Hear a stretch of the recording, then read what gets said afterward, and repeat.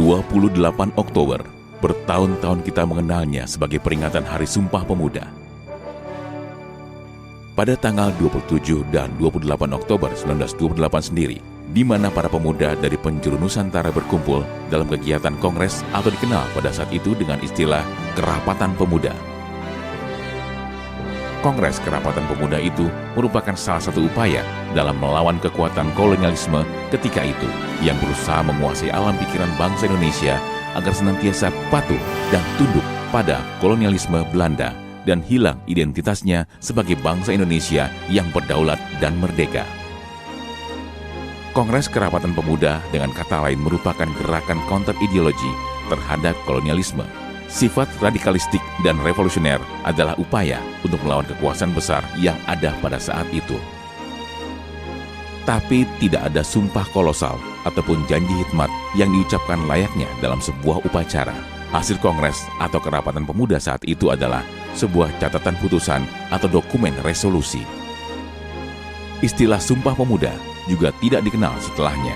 Pada tahun 1931 baru muncul istilah ini dalam sebuah tulisan jurnalistik yang dibuat oleh Sultan Takdir Ali Syahbana. Tapi pada saat itu, istilah Sumpah Pemuda masih belum populer. Peristiwa Kongres Kerapatan Pemuda 28 Oktober 1928 pertama kali diperingati di Istana Presiden Yogyakarta pada 28 Oktober 1949. Bung Karno merasa perlu memperingati hari pertama kali diperkenalkannya Himne Nasional Indonesia Raya, karya W.R. Supratman. Tidak ada kaitannya dengan Sumpah Pemuda ataupun momen memuliakan dan memitoskan sosok pemuda.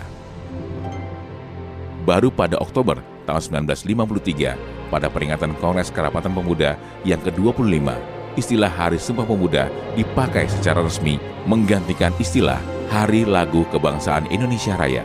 Pemerakarsanya adalah Muhammad Yamin.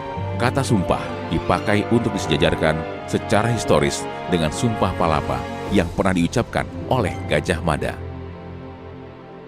Selain untuk mengaitkan dengan sejarah ruh persatuan Nusantara, Muhammad Yamin menjadikan peringatan Sumpah Pemuda sebagai senjata ideologis untuk memberangus gerakan separatis yang ramai di pertengahan tahun 1950-an. Dalam sebuah pidato di bulan Oktober tahun 1956, Bung Karno memberikan istilah kepada gerakan separatis yang muncul saat itu sebagai penyimpangan atas Sumpah 1928.